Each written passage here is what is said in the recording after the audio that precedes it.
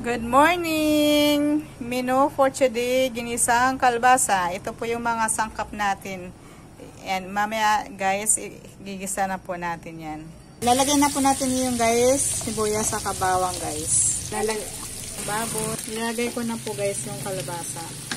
Tapos guys, lagyan natin ng konting tubig. Palambutin muna natin yung kalbasa. Luto na po yung ating kalabasa, malambot na po. Ilagay ko na po yung dahon ng guys, kalabasa.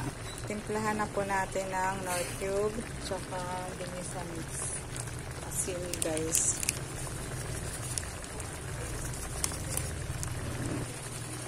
Tsaka paghaluin po natin.